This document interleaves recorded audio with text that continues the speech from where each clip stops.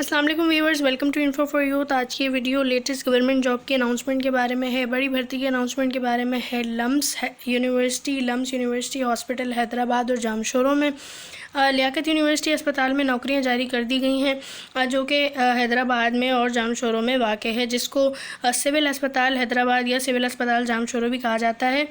तो ये एक बहुत अच्छी अपॉर्चुनिटी है कि हेल्थ डिपार्टमेंट में नौकरी अनाउंस कर दी गई हैं और इसमें पूरा सिंध है। ले आप लोग पूरे सिंध में से कहीं से भी हैं तो आप लोग अप्लाई कर सकते हैं लियाकत यूनिवर्सिटी अस्पताल की नौकरियों के लिए।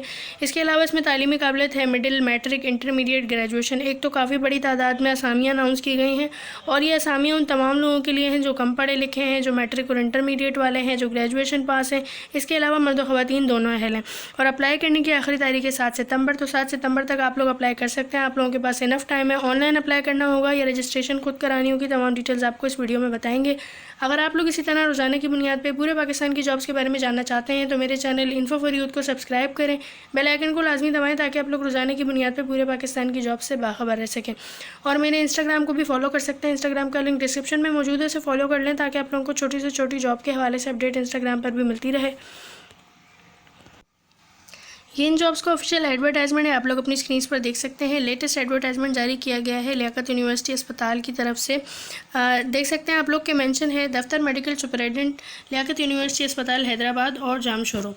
अच्छा, ये जो जॉब्स हैं ये वॉक इन इंटरव्यू के बेस पर लिए जाएंगे। वॉक इन इंटरव्यू अभी मैं आप लोगों को समझाती हूँ कि क्या होता है। यहाँ पर आप लोग देख सकते हैं लियाकत यूनिवर्सिटी अस्पताल हैदराबाद जामशोरों में कॉन्ट्रैक्ट की बुनियाद पर, कारकर्दगी की बुनियाद पर काबिल तौसीक़ खाली असामियाँ जो कि 89 यौम तक हायर कर ली जाएंगी। यानी कि ये जो है ये कॉन्ट्रैक्ट बेस की जॉब है, लेकिन क्योंकि इदारा बहुत अच्छा है तो आप लोगों की अगर परफॉर्मेंस अच्छी होगी तो इसे बढ़ा भी दिया जाएगा और हो सकता है कि फिर बाद में गवर्नमेंट की जॉब भी आपकी हो जाए। फ़िलहाल ये गवर्नमेंट की नहीं है, कॉन्ट्रैक्ट बेस है। अच्छा, ये जो है उम्मीदवारान हैदराबाद जामशोरों के डोमिसाइल होल्डर्स अप्लाई कर सकते हैं। ऐसे लोग पहले ही बेहतरीन कारकर्दगी के रिकॉर्ड के साथ काम कर रहे हैं तो इन्हें तरजीह दी जाएगी। पहली है medical officer women, medical officer बराए एमरजेंसी डिपार्टमेंट। MBBS तालीम हो, 1 साल हाउस जॉब इमरजेंसी डिपार्टमेंट में हो तो आप लोगों को तरजीह दी जाएगी। देख सकते हैं 12 असामियाँ हैं।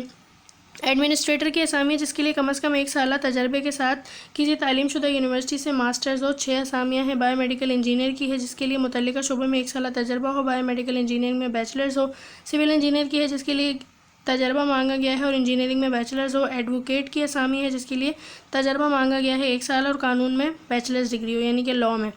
इसके बाद है लीगल एडवाइज़र की जिसके लिए हाई कोर्ट के 20 साल तजर्बे के साथ रिटायर्ड हेल्थ एडमिनिस्ट्रेशन ऑफिसर की जो है वो आप लोगों के पास बैचलर्स डिग्री होनी चाहिए। इसके बाद फार्मासिस्ट की असामी है जिसके लिए मुतल्लिका शोबे में किसी भी फार्मेसी काउंसिल से आपकी डिग्री रजिस्टर हो, आपने बैचलर्स किया हुआ हो, और आप लोग देख सकते हैं 46 असामियाँ हैं इसके लिए भी। इसके बाद है स्टैटिस्टिकल ऑफिसर की, मुतल्लिका शोबे में तजर्बा हो और स्टैटिस्टिक्स या मैथमेटिक्स या इकोनॉमिक्स में आपके पास मास्टर्स हो। इसके बाद आती है असामी स्टाफ नर्स की। तो स्टाफ नर्स की काफ़ी बड़ी तादाद में असामियाँ अनाउंस कर दी गई हैं। स्टाफ नर्स के लिए मुतल्लिका शोबे में तजर्बा हो और उसके साथ साथ BSN का डिप्लोमा हो या सर्टिफिकेट हो, आपकी डिग्री हो तो आप लोग अप्लाई कर सकते हैं। 290 से भी ज़ायद असामियाँ हैं। काफ़ी बड़ी तादाद में असामियाँ अनाउंस कर दी गई हैं स्टाफ नर्स की। इसके बाद 10वें नंबर पर है नर्सिंग ऑर्डरली। नर्सिंग ऑर्डरली के लिए इंटरमीडिएट तालीम हो प्री मेडिकल के साथ और कम से कम 1 साल तजर्बा हो, मुतल्लिका शोबे में आपके पास सर्टिफिकेट हो तो आप लोग अप्लाई कर सकते हैं। और इसकी भी असामियाँ देखें 230 से भी ज़्यादा असामियाँ हैं, तो ये भी अच्छी तादाद में असामियाँ अनाउंस की गई हैं। इसके बाद डिस्पेंसर की असामी है। डिस्पेंसर के लिए भी इंटरमीडिएट तालीम हो प्री मेडिकल के साथ और कम से कम 1 साल तजर्बे के साथ सिंध मेडिकल फैकल्टी से आपके पास सर्टिफिकेट होना चाहिए। 250 से भी ज़्यादा असामियाँ हैं, तो तमाम वो लोग जिन्होंने डिस्पेंसर का कोर्स किया हुआ है वो लोग अप्लाई कर सकते हैं। इसके बाद एनेस्थीसिया टेक्नीशियन की है, OT टेक्नीशियन की है। एनेस्थीसिया के लिए 212 और OT के लिए 68 असामियाँ हैं। दोनों के लिए इंटरमीडिएट प्री मेडिकल हो, लड़के लड़कियाँ दोनों अहल हैं और आपके पास 1 साल तजर्बा और मुतल्लिका शोबे में आपके पास सर्टिफिकेट होना चाहिए। यानी एनेस्थीसिया टेक्नीशियन के लिए एनेस्थीसिया का और OT के लिए OT का डिप्लोमा मांगा गया है। इसके बाद ICU टेक्नीशियन की है, डायलिसिस टेक्नीशियन की है। दोनों के लिए इंटरमीडिएट तालीम प्री मेडिकल के साथ 1 साल तजर्बा और सर्टिफिकेट। और ICU की 140 से ज़्यादा असामियाँ हैं। डायलिसिस की 25 असामियाँ हैं।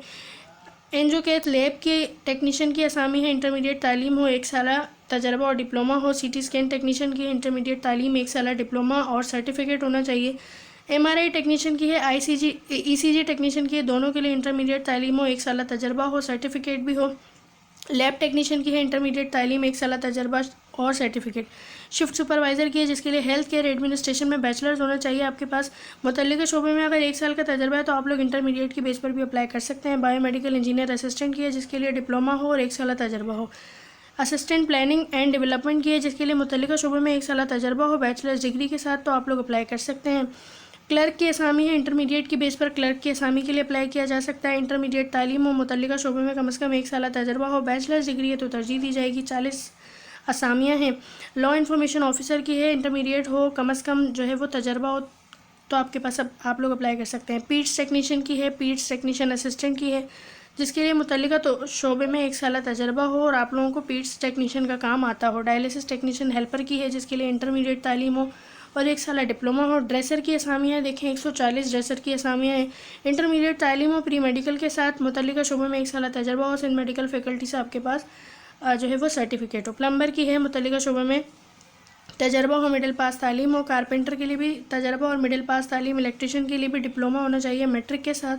टेलीफोन ऑपरेटर की भी आपके पास जो है वो मैट्रिक के साथ डिप्लोमा होना चाहिए। कंप्यूटर ऑपरेटर की असामियाँ हैं 80 से ज़ायद इंटरमीडिएट तालीम हो और आईटी शोबे में सर्टिफिकेट हो, 30 अल्फाज फी मिनट की टाइपिंग स्पीड हो, तजर्बा हो और अगर बैचलर्स डिग्री है तो आपको तरजीह दी जाएगी। जनरेटर ऑपरेटर, लिफ्ट ऑपरेटर, इन दोनों के लिए मैट्रिक तालीम और 1 साल तजर्बा। हेल्पर के लिए मिडिल, हाउसकीपर के लिए मैट्रिक के साथ तजर्बा, पियोन के लिए और नायब कासिद के लिए मिडिल पास तालीम, रिसेप्शनिस्ट के लिए इंटरमीडिएट तालीम और बिजनेस एडमिनिस्ट्रेशन या ऑफिस एडमिनिस्ट्रेशन का आपके पास सर्टिफिकेट हो।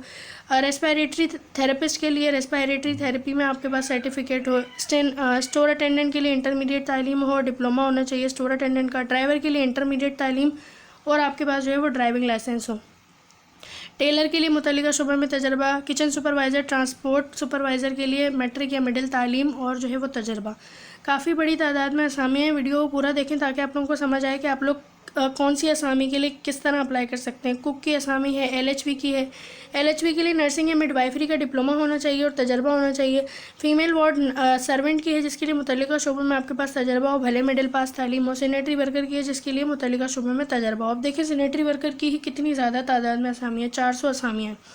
अब जो लोग इनके लिए अप्लाई करना चाहते हैं तो मैंने पहले ही बताया था वॉक इन इंटरव्यू की बेस पर ये अप्लाई होगा, यानी कि ऑनलाइन अप्लाई नहीं करना है। यहाँ पर साफ बता दिया गया है कि ख्वाहिशमंद उम्मीदवारान जो हैं वो अपने मतलूबा तालीमी दस्तावेज़ात यानी कि अपने तालीमी कागजात, तजर्बा सर्टिफिकेट और डोमिसाइल A4 रिपोर्ट कोर मुंसलिक करदा PRC के साथ CVs की मुसद्दिका नकूल और एक सेट के हमरा असल दस्तावेज़ात और ज़ेर दस्तखी के नाम असल में तहरीरी दरख्वास्त के साथ बरोज़ पीर 7 सितंबर को लियाकत यूनिवर्सिटी अस्पताल हैदराबाद में सेक्शन इंटरव्यू कमेटी के रूबरू हाजिर होने की दरख्वास्त दी जाती है। यानी कि आप लोगों ने क्या करना है 7 सितंबर को, या आप लोग 7 सितंबर से पहले भी जाके पता कर सकते हैं।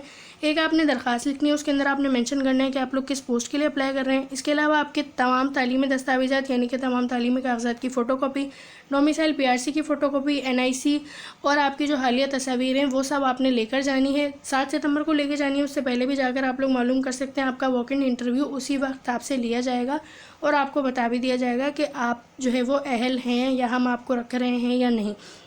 जिन लोगों को समझ नहीं आता तो वो लोग उससे पहले भी जाकर मालूम कर सकते हैं। 7 सितंबर से पहले जाना है आप लोगों ने लियाकत यूनिवर्सिटी अस्पताल हैदराबाद, जिसे सिविल अस्पताल हैदराबाद भी कहते हैं। वक्त जो है वो सुबह 10 बजे से शाम 4 बजे तक का है। आई होप कि आप लोगों को वीडियो अच्छी लगी होगी। चैनल को सब्सक्राइब करें रोजाना की बुनियाद पर जॉब्स के बारे में जानने के लिए। अल्लाह हाफिज़।